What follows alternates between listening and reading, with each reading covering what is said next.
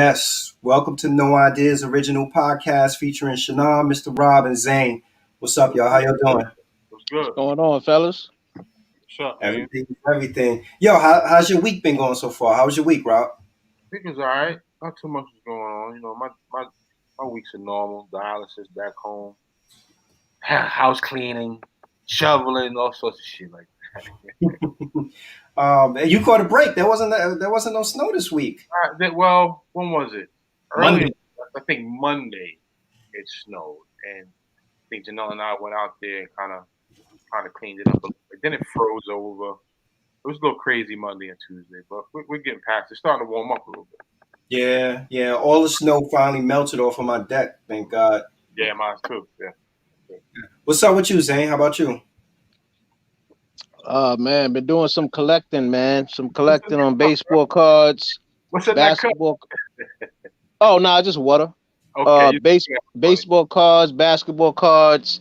They have this thing called Funko Pop that a lot of people are collecting. They basically are like little dolls that are you got like sports players, you might have movie stars, you might have like Star Wars figures. Yeah, them things, man.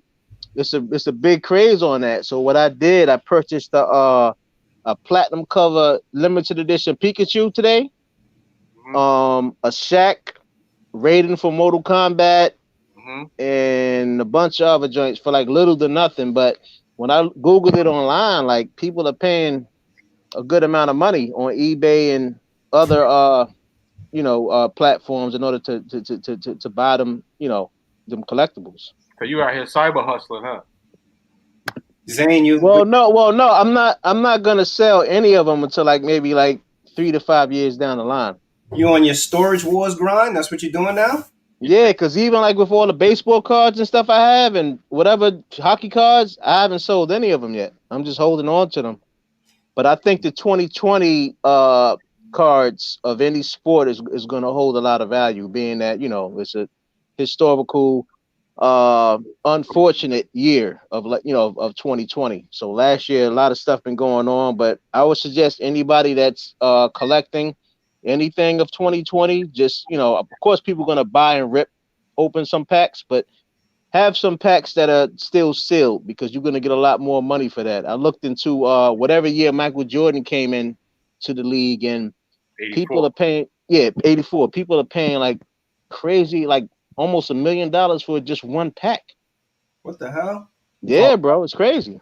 Yeah, that's ridiculous. That's ridiculous. But I guess you can't put a price on what somebody values, right? Right. Man, you know what? This week, I'm sure y'all see on social media that Bobby Schmurder's home. Oh, Bobby Schmurder's home, which is to me, I don't condone crimes, but what I will say about the whole Bobby Schmurder situation, one of the things that I appreciate is accountability, and the fact that that man did his time after he was convicted. Like that to me, I'm hopeful that he gets a second chance, in society, and he does the right thing with it. So that's exciting to me to see what Bobby Schmurder comes up with. I tell you this, man. Jail is not a place for any black man at this point. Yeah, no, If you do get a chance to get out, stay the hell out of there, man. For real. yeah. Well, for sure though, we got a good one today. We always talk about entrepreneurs and we talk about business and we talk about building and we talk about supporting black entrepreneurs. So today we're fortunate enough to be joined by a brother that I met, when I went to Africa. Him and his wife, they were on a trip with us. They went to Africa. My man C Mack agreed to come on. He gonna build with us and talk to us about being an entrepreneur and talk to us about cryptocurrency. What's good, C Mac? How you doing, man? Hey, what's going on, Shannon? How you guys doing? Yo, everything's everything, man. Happy to see you, man. Always a pleasure, man. Thanks for having me. Yo, so let's get right into it. Tell us a little bit about yourself, some of the different endeavors you're engaged in, and what made you decide to become an entrepreneur. Oh wow. As far as I think I always tell people I was probably groomed to become an entrepreneur from my dad. So my dad started a detail business out of a trunk of his car back in 1980, and grew it to a small business to a brick and mortar business, and we were able to open up multiple locations. But at a young age, I never had a babysitter, so I was always you already know the little kid running around the shop. That was me. Pops was definitely breaking all types of child labor laws. but it taught me what it took at an early age, what it took to get the job done and be successful in in business. And that basically just opened my eyes up to business. And I went to college, University of Maryland Eastern Shore. Shout out to everybody, all my Hawks out there. Majored in business, minored in marketing. So I guess, the combo of those two things kind of, built me to, the entrepreneur that I am today. Nice. Wait, pardon self, right? You said you graduated from University of Maryland Eastern Shore? Yes, sir. Around what year? 2000. I got it. Okay, because one of my younger cousins graduated from there. He was I think homecoming king maybe 2 or 3 times in a row. Oh wow, I was gone because we wouldn't have let that happen. No. I'm just joking. Well, no, I mean that sounds around the time that he might have graduated. Do you know a person by the name of Jator Conway? Not sure. I got it. You make sure you send me a face because okay. I can definitely remember a face. 2000.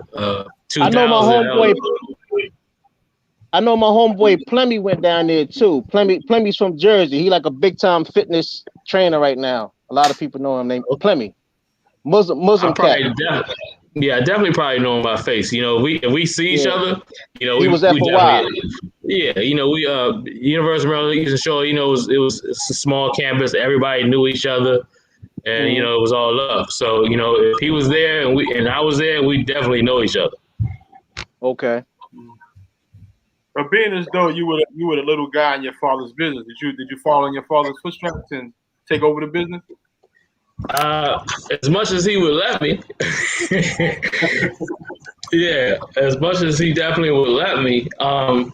I guess one of the things I was once I graduated, I became more hands-on in the business because instead of going back and forth from school to the shop and stuff like that, I was there all the time.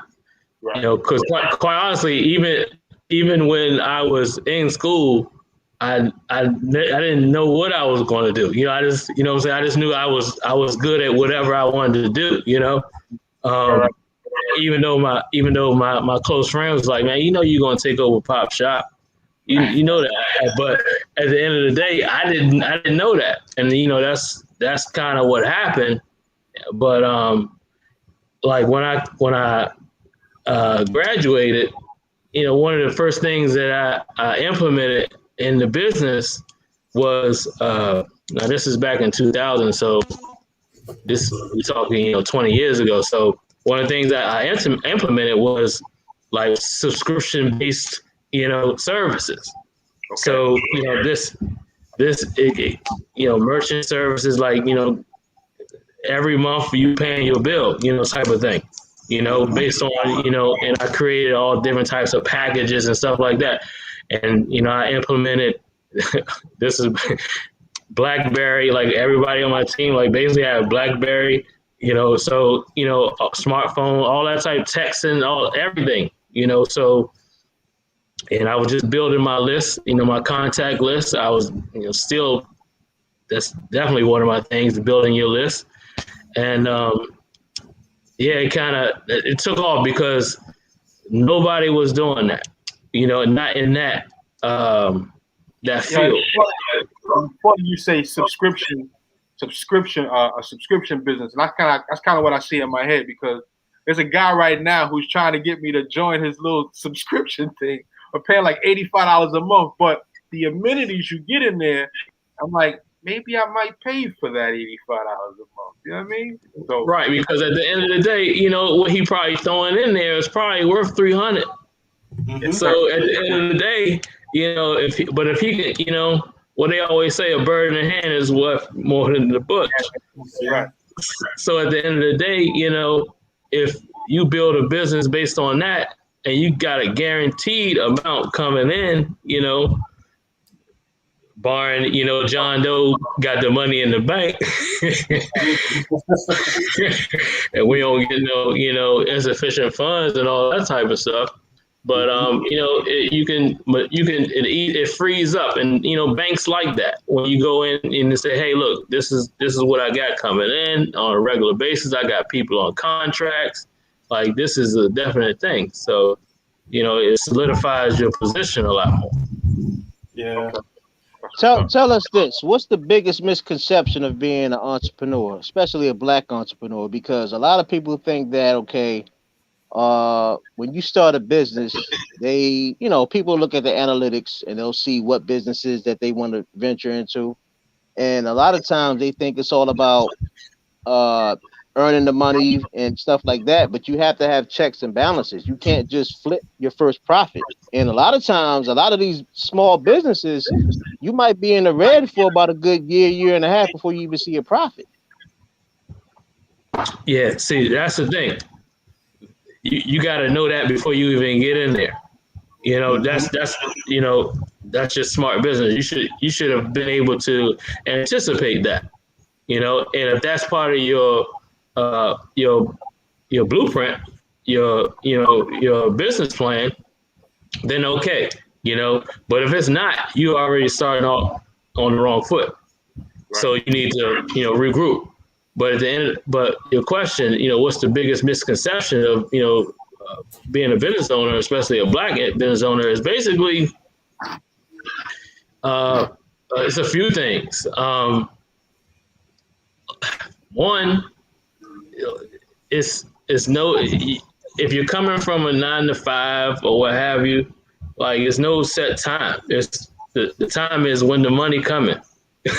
So it's no time. There's no time. So at the end of the day, if it's 3 a.m. and that's when the money coming, it's 3 a.m. That's when the money coming. It's no, I'm sleepy, or what have you. And then you gotta have good people around you that actually understand that. The support system that, hey, I'm not sure what people are in their lives, but some people are, single parents and what have you, and then they got a business to run at the end of the day. Who's gonna take care of the kids while you, out at 3 a.m. doing whatever you need to do in order to handle your business, even if it's just to run to the bank, whatever. You can't grab the baby, and do that. Right. It's but long story short, it's not sweet. It's not sweet at all. Especially the beginning. People say you make your own hours. Yeah, you make your own hours because it's 24 hours. Exactly. You got to use most of that time as much as you can. Yeah, I definitely co-sign. I definitely co-sign what you're saying, because my wife and I operate a business, and we're always on the clock. Like, my phone rings nonstop. I constantly get emails. It's ongoing. So in that respect, when you talk about like having people around you, I'm thinking like having people around you and your family that understand is important. But also, I think your employees, having people around you in terms of your employees that understand also that this is a round the clock operation. Like, we always got to be ready to go. That sometimes could be a challenge, because you get some people whose mindset, especially people who have historically only worked 9 to 5, that they're programmed to work 9 to 5 and then they shut off. Right. But I think in this day and age, like, you always on the clock as a business owner. What are I'll be interested in your perspective in terms of this. Do you think that Black business owners, especially small business owners, have a smaller margin for for error in other business owners? And if so, why? Um, we grade each other on a real sharp curve. When it comes to supporting black business and stuff like that. Um, I, you can't get away. You gotta be on your P's and Q's when you own a black business. You have to be 2 times better. Just because of the power of the black dollar. So at the end of the day, you can't get away with the same. So you can't get away with the same thing that other cultures can get away with, because uh, we don't play that. This is a long story short. We don't play that. People, you go to the Walmart and you stand in line. It'd be 3 people in line, but nobody behind the register. All 3 of them people are standing there and just chill and wait. You go to a black restaurant and ain't no napkins on the table. I'm never eating here again. That's a fact. That's a fact. We got much to live up to, man. That's crazy. That's true. What do you think that's about? I mean, I think it's about quite a few things, man. I think it's something within our culture that it's a privilege for me to support you or what have you. No matter how good the business is or whatever. I think that sometimes we think that, hey, I can always go such and such and such and such, and get it done. That's always an alternative in the back of our head. And I'm not saying it's healthy, but at the end of the day, as a black entrepreneur, it don't bother me. It just challenges me to have everything tight. Mm-hmm. Yeah, I appreciate you saying that, because I had an experience probably, I think it was like two years ago, for Christmas Eve. We usually cook, of course, for Christmas Eve. We decided to have it catered, and we went to a place in New York to have it catered, and we tasted food. We weren't overjoyed with the food and was like, this is great food, but we said, you know what, this will be the first year that nobody has to cook. Placed the order, and I'm having conversations back and forth with the restaurant owner about the order. He couldn't remember the order, despite the fact that I ordered it 3 times and paid him. So on Christmas Eve, I go to pick up the food. I drive from Connecticut down to New York to pick up the food. The food is not ready. Mind you, I get there and he's like, oh man, I was just about to call you to tell you that I need probably about like another hour and a half. I'm like, well, I just came from an hour away. What do you expect me to do for an hour and a half? So I'm standing there the whole time waiting for this dude to get the food together, just waiting for him to get the food together. Probably maybe like after 2 hours, he gets the food together, and he's not even apologetic or anything about it. The food didn't taste good. At the end of the day, I went back to my house and I looked, which I probably should have did, and in retrospect, in advance, I looked at his reviews, and all his reviews was about his lack of professionalism, how the food is not good, all these different things. But I was so hell bent on y'all, this dude. No, I'm not gonna do that.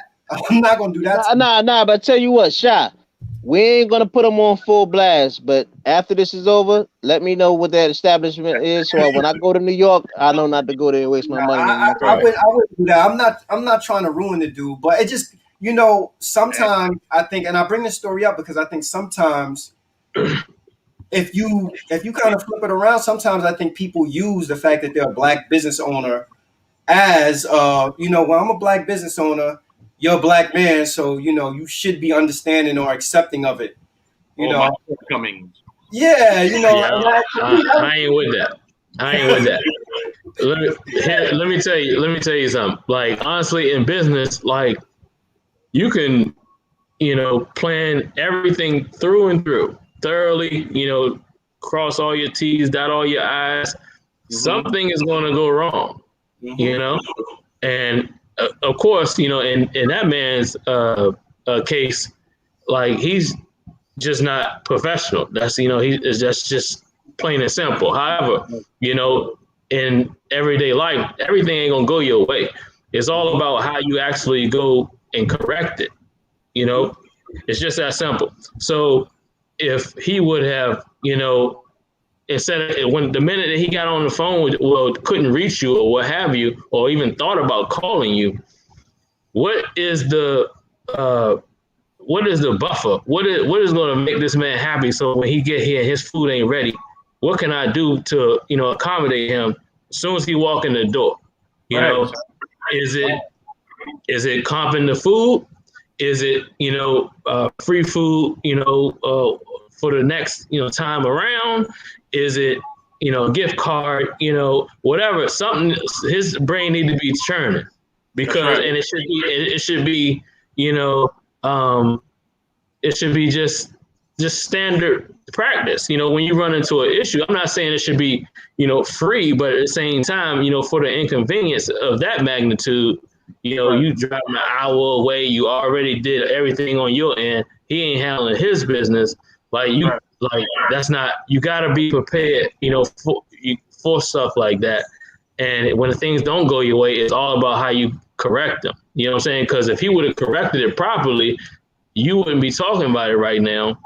And he already lost 4 customers plus whoever else is on his. Well, you know what?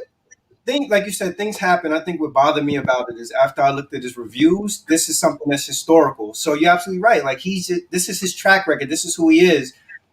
So if this is who you are as a business, if you're not reading those reviews and trying to make changes and address the situation, then you're never going to be able to expand or go anywhere. If you look at this man's reviews, everything that I said is consistent. Like everybody keeps having the same experience over and over with him. If maybe he can't read, so he don't know what's going on in the reviews.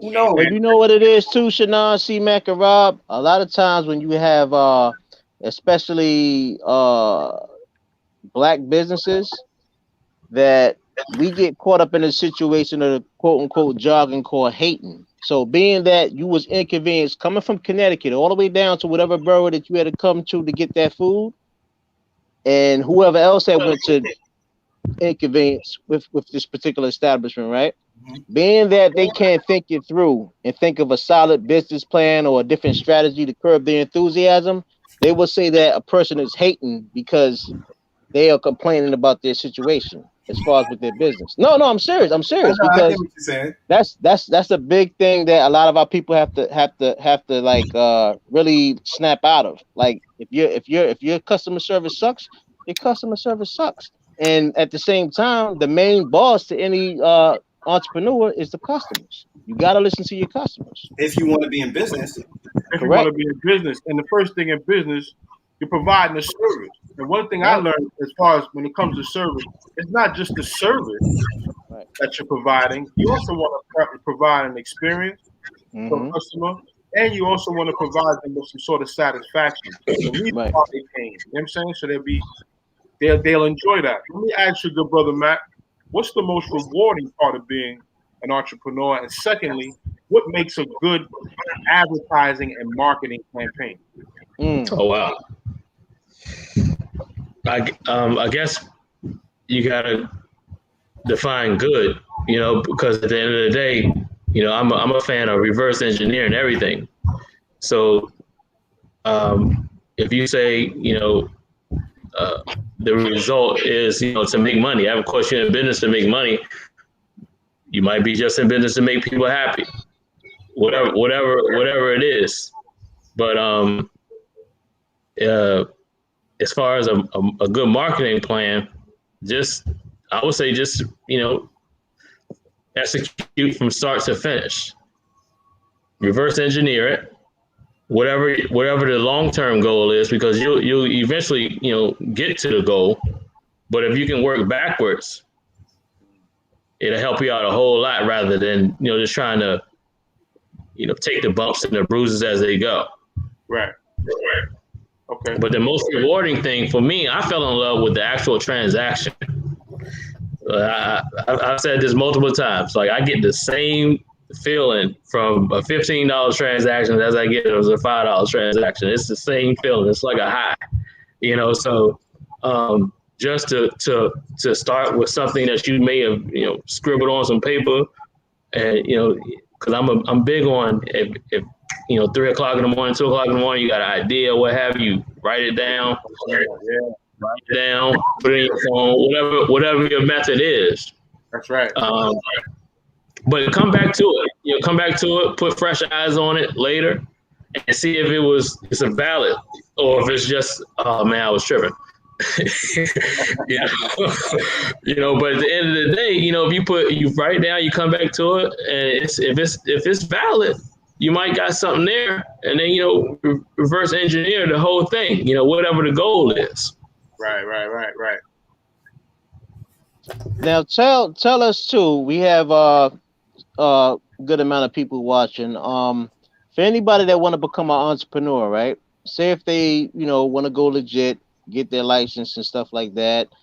Is it best to be under a LLC, under productions, under corporation, etc.? And number two, I always hear about people going to LegalZoom to get their stuff because they don't want to deal with the paperwork and XYZ.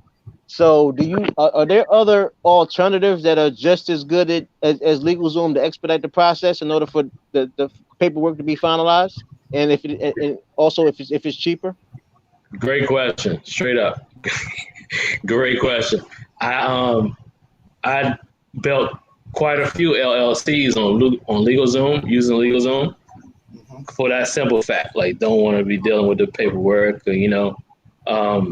Even built a nonprofit on LegalZoom. They do everything. They do everything for you. But here's the thing, though. A lot of entrepreneurs get caught up in like, what should I do? Should I be a sole proprietor? Should I be, you know, LLC? Should I whatever option you contemplating in your mind? Just do something. Just do something. At the end of the day, when you do that, along the way, you'll meet people. Your ideas will change, and you'll have to change with the actual ideas. So you might have started off as a sole proprietor, but now you didn't see your accountant, and he's like, "Oh, wait a minute, you know, let's change this." You know, but long story short, I think people just spend a little bit too much time in that area right there when they could be actually executing. That's a good point. Tell us about some of the other businesses that you you own and you operate outside of the detailing. I focus on, you know, digital real estate, which is basically domain names and buying and selling domain names, car sales, of course. I dip and dab in a little, you know, residential real estate. I can go on. I probably forget a lot of things, but of course, you know, I do a little buying, selling crypto, trading a little bit. So my entrepreneurship skills have grown, you know, so I actually probably got to write down everything that I do. But, you know, one tip I would tell people is autopilot is your friend. And, you know, even though, you know, you want a custom approach, you know, very personal approach or what have you, certain things need to be on autopilot. Because if Zane, if you hit me and I don't hit you back, you know, from a, you know, personal response or what have you, I need to have something that's backing me up saying, oh, you never hit Zane back. You know, you never know, you know, what Zane wanted. You know, he might be trying to spend some money or, you know, support your business or collaborate with you or whatever. Something, automation is your friend. And follow up is no price on follow up. Absolutely not. You know what? Real quick. We had interviewed. Okay. You heard of the producer Ryan Leslie, correct? I love Ryan Leslie. So we wound up interviewing Black Techie. She is the ambassador for Ryan Leslie's platform called Superphone. So I she had was Superphone basically for a while. Right. excellent. That's a great segue to what you were saying prior a couple of seconds ago, because that's a better way, or the futuristic way, for people that own businesses to interact with their consumers. Yeah, Superphone was in beta when I had it. What did you think of it? I really thought he was on to something at that time. So I'm pretty sure at this time it's probably killing. The things that the Superphone was doing, what, 5 years ago, was very much automated, very personable. They covered a lot of bases. Like, it made it very user friendly at the time, and I liked it. Yeah. It's funny because we were talking about automation last week, right? I feel like we had a discussion and automation came up, and we were saying that there's a lot of jobs that are going to no longer exist because of automation. Well, I mean, at the end of the day, that's the truth. Yeah. But at the same time, it also creates jobs too. It just creates other opportunities. Other opportunities, yeah. That's right. So let's shift gears. I'm sorry. Go ahead. No, I'm done. I'm sorry.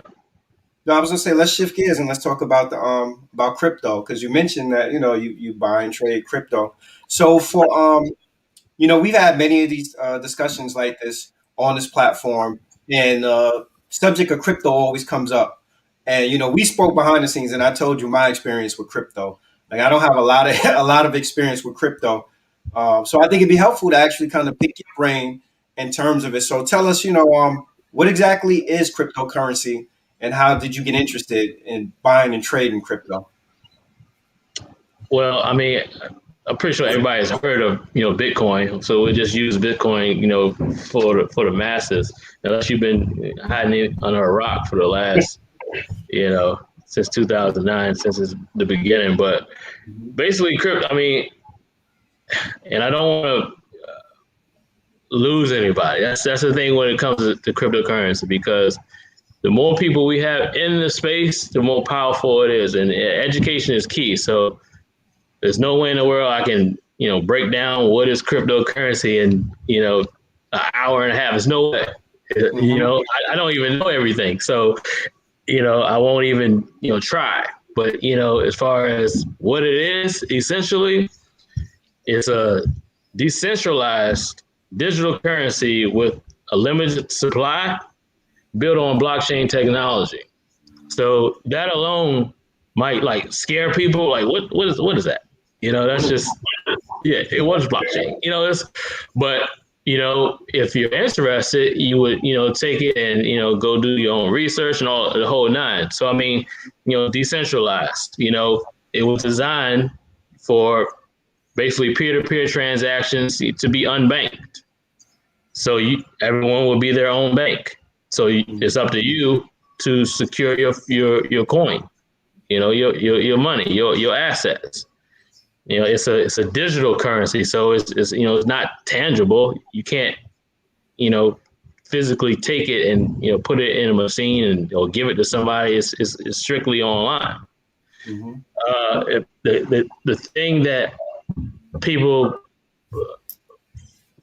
sometimes don't realize is when it's a digital currency, that means there's only a limited supply of it, which basically means it is eventually going to run out. If things go the way that the creators have thought, then eventually it's going to run out.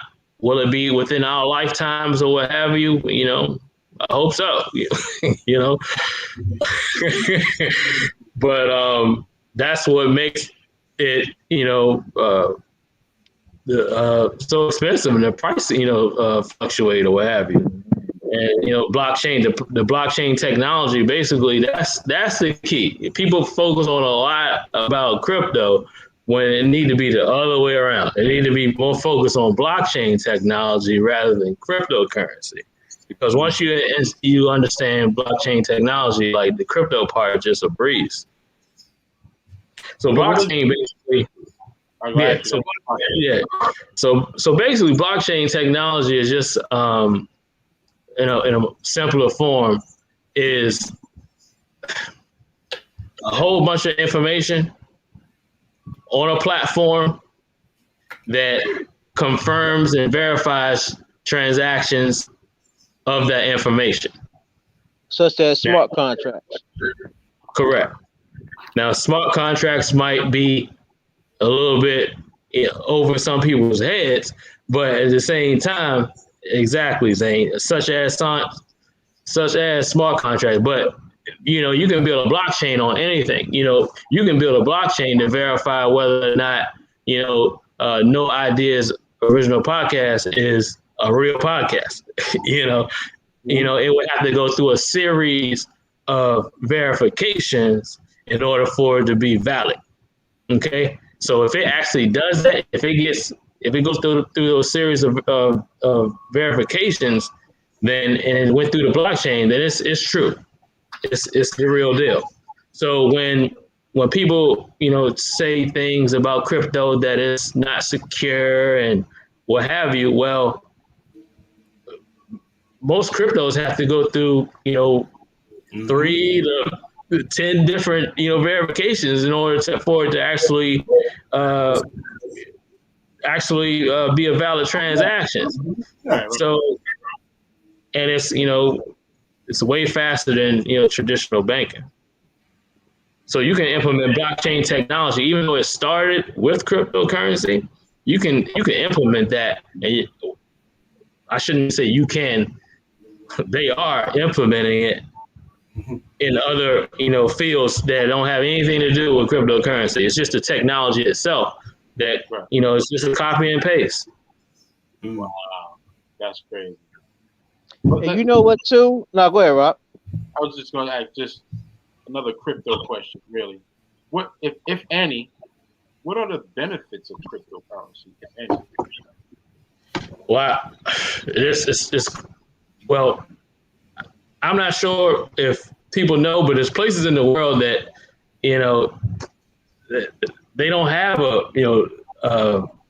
currency or whatever. They have to rely on something or what have you. It's taking off. I think I read somewhere where it said the Federal Reserve is down, but Bitcoin is up. That's saying a lot for the dollar, man. Bitcoin ain't going nowhere. I hate to be the 1,000th person to tell you this. But, I hate to be the 1,000th person to tell you this, but it's not going anywhere. It was designed to be unregulated, and I don't know. We don't know. Nobody knows, as far as what the United States is doing, trying to do with, trying to regulate it at the moment. Right. But right now it's kind of like the Wild Wild West, where they're making up rules and regulations as they go, and I'm not sure, but I can maneuver in spaces like that. I think one of the many reasons why the government or governments are not forming in unison yet to crack down on Bitcoin. One of the many reasons, because when you look at certain stocks, whether on NASDAQ or New York Stock Exchange or even on OTCs, people that are invested in Bitcoin, the volume as far as your market gain is way faster than the regular stocks that people know about, whether they're in the Fortune 100 or Fortune 500. So the reason why I think the government not cracking down on that, because all of that stuff that people are gaining, which is a lot faster than the regular stocks, that's all taxable income. So don't just think that, okay, people are just making all this crazy amount of money and it's not being taxed. The government know what they're doing. They just sitting back, watching it, analyzing it, but still trying to crunch it and compact it to where they can eventually go through the loopholes and find out a way to regulate it at the same time. Then number two is that And then number two is that what do you think will be as far as end game? We know that Bitcoin is the face of cryptocurrency, but what do you think about Ethereum? At the moment, I mean, Ethereum is the platform. Ethereum is a blockchain platform that Ether runs on. Okay, and Ethereum is a blockchain platform that can be ran on with other coins. You can actually develop a coin on the Ethereum blockchain. Okay, I think that's great. It's great for Ethereum. They call it the silver to Bitcoin's gold. Right now, uh, the price is definitely going up, but I personally think that it's based on people entering the space and the familiarity of it, because the utility of it is kind of high right now as far as transaction fees. Whenever you maneuver it into space, it's kind of high. But that's not going to stop it. Unfortunately, that's the power of cryptocurrency. It's not going to stop it. It's too familiar. People are too familiar with it. It's a base coin, and a base coin basically means it's easily to get into. It's a known coin. You got your known coins. It's very easy to get into that space. So I'm a fan of Ethereum. I'm a fan of of a lot of coins though. So that really doesn't mean a lot. We got a question from a viewer. She says, or he says, Marissa Villa, how do you invest in cryptocurrency? Also, what is the going rate of investment, and how do you find a company to invest with cryptocurrency? That's a bunch of questions. What was the first one? Because I can't see it. How do you what? The first one was, how do you invest into crypto? And then the second one is, what's the going rate of investment? And then how do you find a company to invest? Yeah. Okay, well, I'll break that down to what's the easiest way. Okay, if she's in the United States, which she probably is, one of the easiest ways is to use Cash App. You can enable your Cash App to buy and sell trade Bitcoin on their platform, and they started that, I want to say, maybe 2 years ago, and the numbers are crazy on that platform. And that's probably the easiest way right now. Just to go ahead and enable your Cash App. PayPal actually just decided they're going to be entering the space. It's regional right now, so I'm not sure where she is or where he is. Within the next few months, PayPal is on board. So, just enable it on your PayPal account. You got other exchanges that like Coinbase and U.S. Exchanges that you can basically register to buy and sell Bitcoin. If you go to my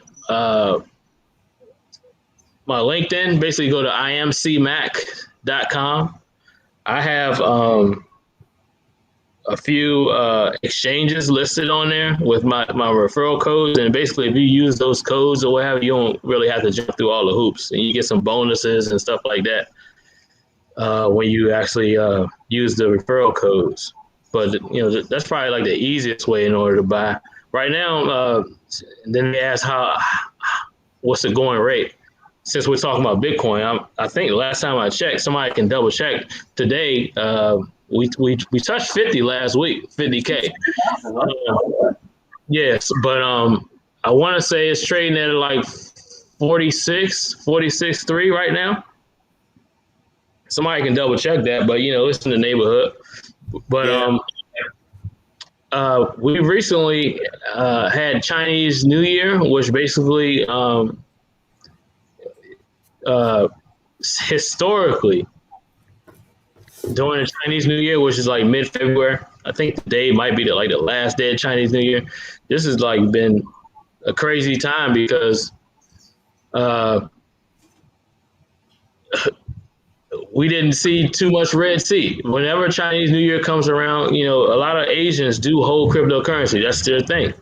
Mhm. That's what they use, and they tend to sell. They tend to sell during Chinese New Year. That's just their tradition. So basically, it's a crazy dip in the market. So what happened was when they sold, you had your big name companies buy it up. And what happened was it brought us right back to where we are now. So I'm pretty sure you guys been following. You got your Elon Musk, dumping a whole bunch of money. Your big companies, buying, a whole bunch. So basically, when they waited for the Chinese New Year to come around, rather than buy, at the all-time high, they waited, and then they brought it right back. You see that? I think they said that Coinbase is about to do a public offering. Nah, it went public. It went public. They go public. I was going to ask that. What do you think of the breakthroughs and the effect of Coinbase going public? I think it's a good thing, man. I think I'm going to invest personally.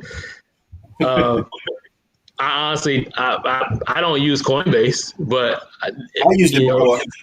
Yeah, but it's a very in the U.S. It's a very well known exchange. I think I forget what they rank. They might be ranked number 3 right now. As far as total market cap. I think you got Binance at number 1, who's going to always be number 1. If you want to, Binance is always going to be number 1, in my opinion. And actually, Nas and his venture capital team was one of the first investors in Coinbase.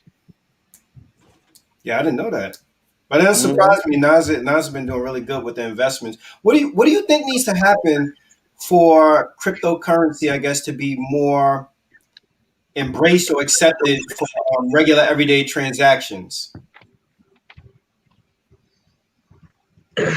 That's a good question. Well, first of all, people need to educate themselves, on the actual currency itself. But if they don't, Bitcoin is going to do what it's going to do anyway, with or without you. You got to understand that part. So it doesn't matter. It's coming. It's here. It's here to stay. There's no stopping it. It's no stopping it. It's all about when. When do you want to educate yourself, or when do you want to not be look afraid. At it as People are just scared to put the out there. I'm not sure, but as far as every day, I don't think it won't. I personally don't think it'll ever take over the U.S. dollar. But at the same time, it's a valuable option, for looked at in a global aspect. Because right now, if I wanted to send some money to a different country, via wire, I'm not sure you guys understand. Like wires, that takes a week. And we got solutions right now with cryptocurrency that can, take minutes. Right. So, and we got solutions already. For example, and we just kind of holding on to old banking strategies and stuff like that, because even in today, this is what actually got me into crypto, because I was frustrated. I didn't understand why, as a business owner, you can pay me in MasterCard, Visa, American Express on Thursday, and I don't get my money. Let's say you pay me MasterCard, Visa, I don't get my money. If you pay me after 3:00, I don't get my money till Monday. Yeah. Because the bank closed on Saturday and Sunday. Okay, if you pay me on Monday, okay, now I got my money Wednesday. Well, I understand that. But what you doing with my money? And then you gonna tax me with it. It ain't like you giving me all of it. You already taking yours off the top, which I'm cool with, but give it to me now. And that's what we have. That's the solutions that cryptocurrency brings to the table. We don't have to wait. We get our money right now, and it's fast, and it's verified. It's on the blockchain. You see the verification. You see the money is there. Like, what's the wait? What are we waiting for? But hands, shout out to like all the companies that actually implementing, things like that, like your Western Unions and what's the other one? MoneyGram. MoneyGram. I want to say I know Western Union uses Ripple, which is the coin. They use Ripple, which is MoneyGram uses it too, because MoneyGram or Ripple actually purchased 8 to 10% of MoneyGram as of last year with Brad Garlinghouse. Well, there you go. So it's an easier form of transaction, really. So you ain't gotta wait all these days for your money to come through. And I just found out down in Miami, you got companies that are paying their employees in Bitcoin.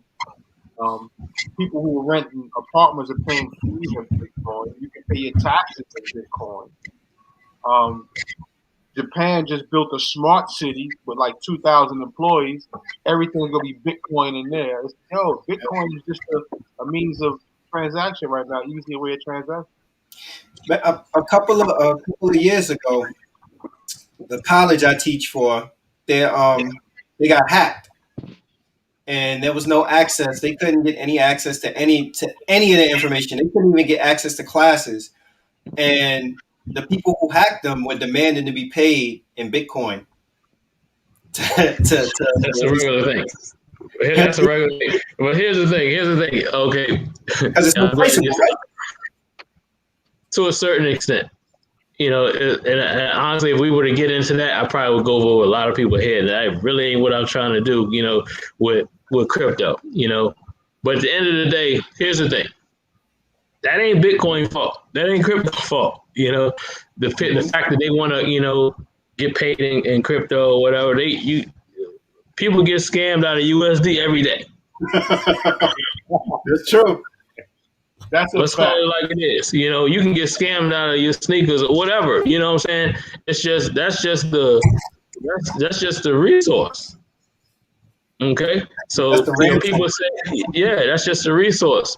So there are bad people out there that's going to request Bitcoin or what have you, because it takes a smart person in order to actually pull the covers back in order to find what's going on.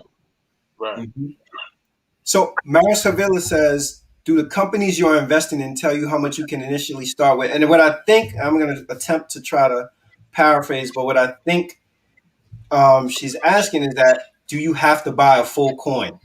Oh, good question. No, you don't. You just have to meet the minimum of which the exchange, the platform that you're actually using, requires. If that's $30, then that's $30. But here's the thing. That's the beauty of Bitcoin. When and with the U.S. economy, the smallest denomination that we have is what? A penny. Mm-hmm. Okay. In the crypto world, we go beyond a penny, which is called a Satoshi. So if a denomination is a penny is 0.001,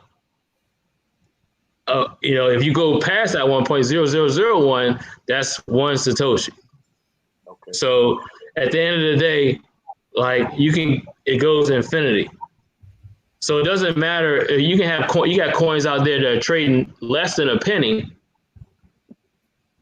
but if it actually, if it starts off at 2 Satoshis, and you put $100 in there, and next month it's trading at 4 Satoshis, well, you just doubled your money. Mm-hmm. Same thing, no matter the denomination. So people get very hung up on the price of Bitcoin. Like it's, $50,000, which is great. That's what we want. But, just like everybody else, we're looking for the next one that's trading at a Satoshi. Yeah. You know what? I almost liken it. It's equivalent to if you were talking about a regular stock that allowed you to buy in where you didn't have to buy a full share. But it always wasn't like that. No, it wasn't. Yeah, so that's what I'm saying. So at the end of the day, like the stock market stole. I wish they stole. The stock, Adopted. yeah, the stock Adopted. market adopted that. Yeah, adopted that from crypto markets. Antonio Lewis would like to know if you have to. Do you have to pay any taxes on selling crypto, and does the government oversee the exchanges? Like we already said, right now it's a wild wild west, and of course, you need to answer the questions appropriately. But a bigger answer is to find whenever you do file your taxes, to find somebody that understands cryptocurrency. Good point. Good point. B-Side said, is there any safe platforms that you may know of to store your coins on besides the nano devices? And I think I was talking to you the other day and asking you about that. So to hold your crypto, you need a digital wallet, correct? Yes and no. The U.S. exchanges seem like all of them have a feature called KYC, which basically is like insurance for your coins. And you can, basically they implemented that because of the risks or what have you, for make people feel more comfortable with them actually storing their coins. Like I know Coinbase offers that, where you can store your coins on their platform, and it's insured. Mm-hmm. But you don't have to store it on there. You can store it on a wallet. You can store it on or an exchange. Yeah. Robinhood, I think, is gotten into that market too, right? I'm not sure. I'm really not familiar with Robinhood. But here's the thing with me. I want to get the coins before they get to Coinbase, Robinhood, all the popular ones. Because by the time they get to Robinhood, Coinbase, we've missed 10 waves. Yeah, it's hot. So at the end of the day, like I was telling, I got a link on my website. Go to IMC Mack. I got a KuCoin. I got a Binance. Those have all the alternate coins. Was it altcoins? Basically, just the lower name coins that people just don't know. They got billion-dollar market values. They're doing a lot of transactions on a daily basis. It's just it hasn't been mass adopted yet. It hasn't made it to Coinbase, the well-known exchanges. By the time they get on Coinbase, you missed a lot of money. You missed a lot of opportunity. I don't even have I have a Coinbase account, but it's no need of me using it. Mm. Wow. What do you project Bitcoin to be? We're not quoting you, but just give a ballpark figure. What do you project Bitcoin to be, I guess, by December 31st of this year? 97,000.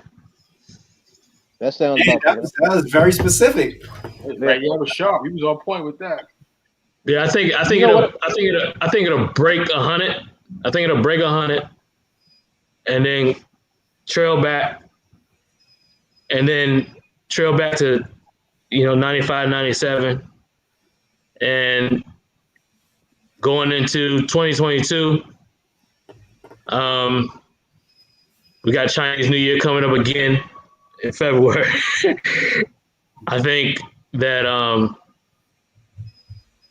it'll hold a little, and by 2022, I personally project 150. I know people that are expecting the space that's talking 200 plus. Wow. Yeah, like you have people like Michael Saylor, who owns MicroStrategy. Of course, you have Elon Musk, who owns Tesla. You have the Winklevoss twins.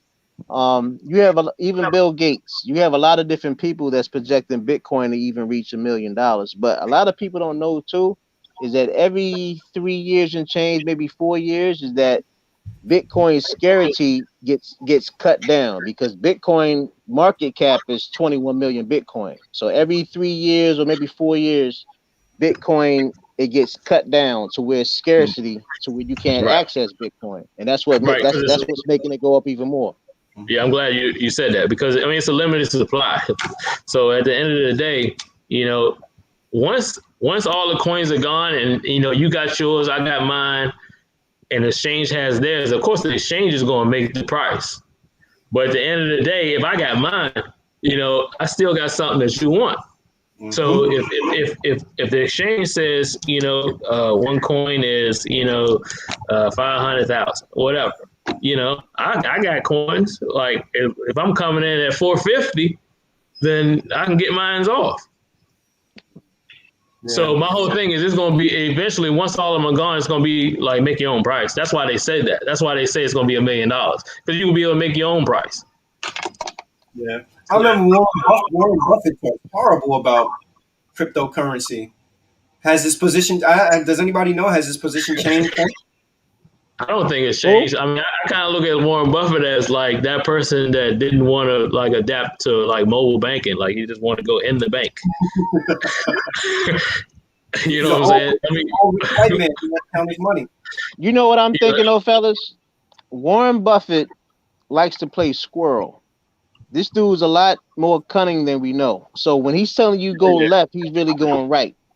Number two, this dude is one of the biggest guys in investment in the world. LeBron James, everybody else goes to this guy for financial advice. So all the different multi companies that Warren Buffett owns or put money into, a lot of them have access to Bitcoin. So even though if he's saying on CNN or NBC or whatever that he's not invested into it, that's the verbiage. Okay, prime example. People say, "Oh, Elon Musk put 1.5 million into Bitcoin." No, Tesla did. So when Warren Buffett tell you that, when Warren Buffett tell you that he didn't invest in Bitcoin, no, the companies that he owned have access and invested in Bitcoin. It's two different things. Yeah, I think Elon Musk is probably going to be one of the biggest Bitcoin whales there are, because the amount of things that between him and Mark Zuckerberg. I think that Jeff Bezos too. Jeff Bezos. But that's all three of them people we can talk all day about. But Elon Musk, the fact that you can he just did what he did with acquiring the amount that he acquired, and within hours you can buy your Tesla with Bitcoin. And now he's acquiring all of that. You can pay your car note in Bitcoin. So he's steadily acquiring. He's steadily acquiring Bitcoin. You know what I'm saying? So at the end of the day, he can say anything about anything, and it's going to jump. Yeah, he definitely has that effect. What do you say to the average investor that says cryptocurrency is volatile? It's true. So is there any way to offer them I guess like reassurance? Well, there's no reassurance that can be offered with any investment. But do you think that that's what scares people away from investing in cryptocurrency? Yeah, definitely. I think they see that number. They see that number of what it's trading at, and that actually scares them. But I think if you can wrap your head around the fact that okay, I said Bitcoin is going to be trading at 97,000. So that's not even 100% gains right there by the end of the year. So that's very modest. But there's cryptocurrencies out there doing those numbers in a day. on a daily basis. So it's different. You can't compare them to old banking and old stocks methods and strategies and stuff like that. Like this is different. You gotta have a good pulse. If you have a good pulse on the crypto market, you got a great pulse on the world. Yeah. Another question: can I gift my cryptocurrency to someone? Yeah, let me give you my address. I give you my address. But a more important question is when you're sending Bitcoin or any crypto to do your transactions, you have to make sure that the wallets or the deposit addresses are compatible. So just make sure if you're sending Bitcoin, make sure you're sending to a Bitcoin address. if you're sending, Ethereum, make sure you send it to a Ethereum address. You can't send your Ethereum to a Bitcoin address. Two different blockchain technologies. Right. Qualify this statement for me. Fiat is backed by greed. Bitcoin is backed by math.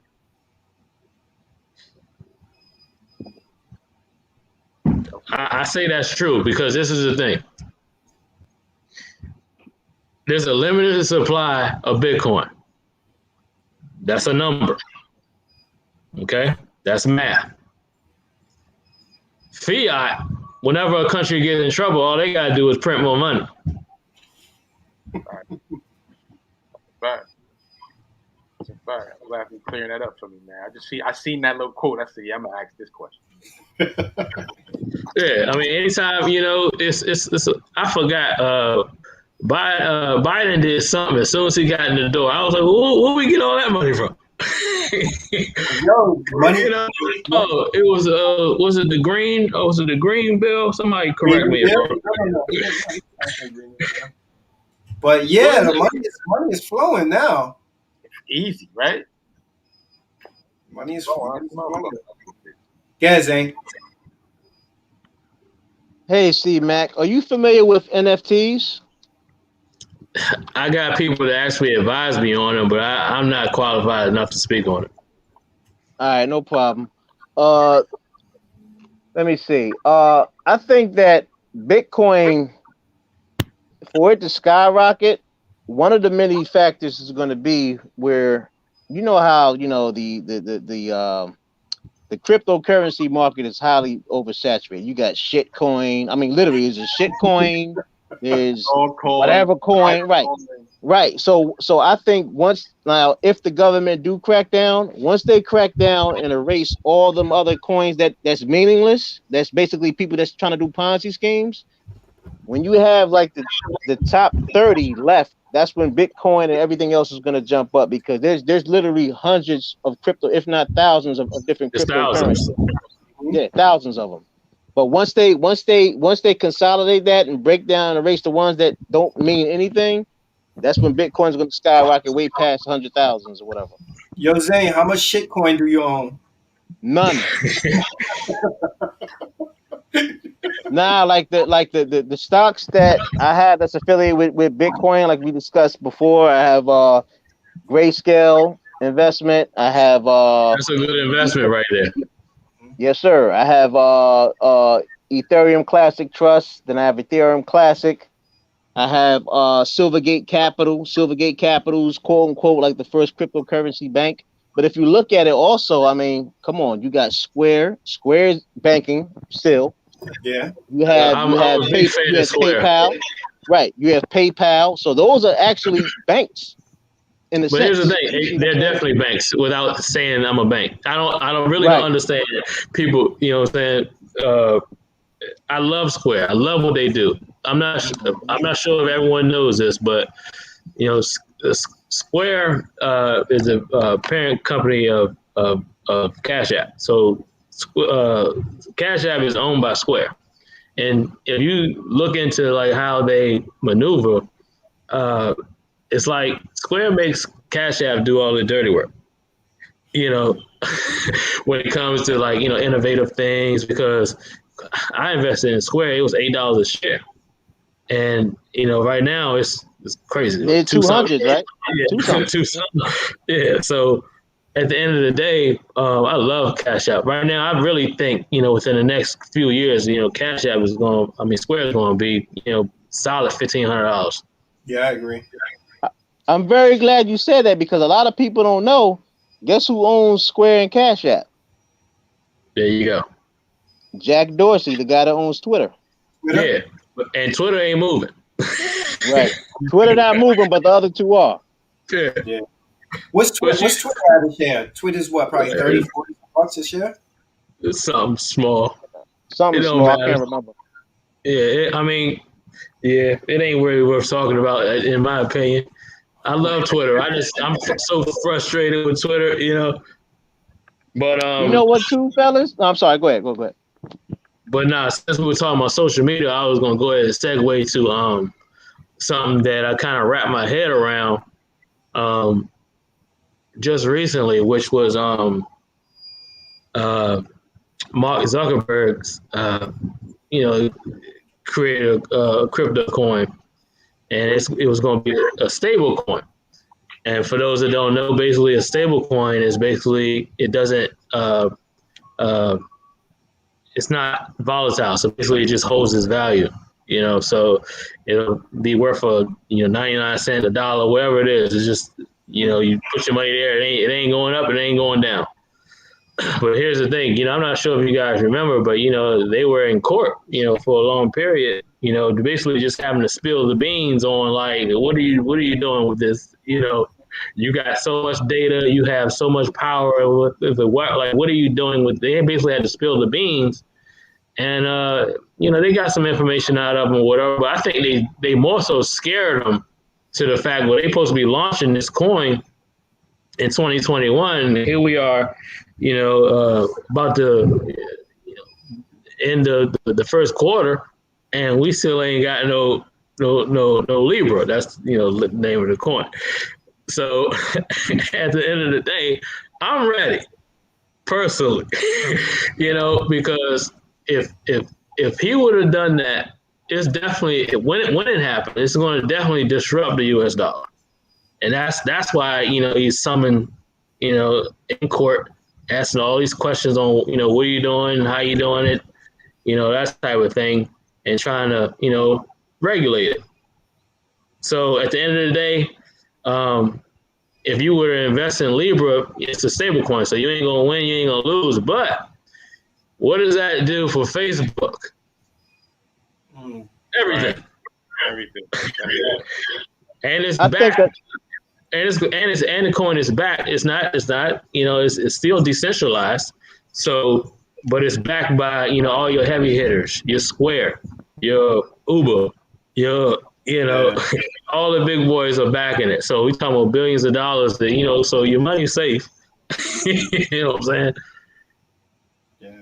I tell you fellas what? Huh? I said Mark Zuckerberg gonna find a way to make that money. You're right. He's a genius, man. I think that's genius. I think the person, the big time whale that's a major celebrity, philanthropist, and business owner of a lot of businesses, Jeff Bezos, the guy that owns Amazon and all these other companies. From what I was reading, he's going to do one or two things. He's going to create his own cryptocurrency, or he's going to put Bitcoin on his balance sheet. And if he puts Bitcoin on his balance sheet just for Amazon, it's going to go crazy. So imagine all these other companies that he owns. If he adopts that and put the balance sheet on other companies too, I'm telling you, Bitcoin is going to be just like how my man said. It's going to be 97,000, if not more, by the end of this year. I wouldn't be surprised. I can see that happening. Yeah, I would love for him not to create his own coin and to adopt a coin that is already established and just use that for transactions. But I can see him doing his own thing. But I would love to see a Dash or something like that, because Dash is a fork. It came from Bitcoin, and it's way faster. So, and it's more secure. Yeah. So you accept Bitcoin currently at your shops? I do. I mean, I don't say I advertise or whatever. I probably should, but at the end of the day, everybody knows that they can pay me Bitcoin. My barber, he's been on Bitcoin for a minute. Yeah, I mean, I mine Bitcoin. I mine Bitcoin Cash, and I mine Dash. Okay. I'm glad you said that too, C-Mac. A lot of people that's watching, people that want to get into the stock market, or people that's already in the stocks, invest in Riot, Mara. Well, Riot and Mara are the two mining companies that are affiliated with Bitcoin. So you definitely and what's the name? Overstock is also attached to Bitcoin too. So whenever Bitcoin goes up, Overstock is well over $100 right now. Yeah, they've been accepting Bitcoin for quite a while. That's what when they actually started accepting Bitcoin. We just naturally thought that Amazon was going to do the same thing. Nah, he Yep. didn't do it. Amazon will get there, though, I'm sure. Yeah, I can see that. They'll get there. Well, see, Mac, I want to thank you for joining us. I appreciate you giving us all this information as it relates to crypto. The chat was lively, a lot of good questions. Um, you wanna promote anything else? We got your social media handle up on the screen. Your Oh yeah, LinkedIn, cool. LinkedIn, bro. Say what? What's your LinkedIn again? Oh, I am C Mac.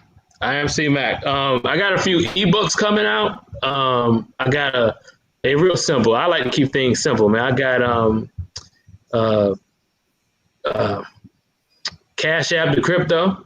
So basically, I'm showing you how you can move your get into the space, as well as I got PayPal to crypto.com. So, as soon as PayPal, releases, how to within in the US, you'll be able to pick up that ebook on my site. Okay. Definitely will support it. Yeah, Definitely.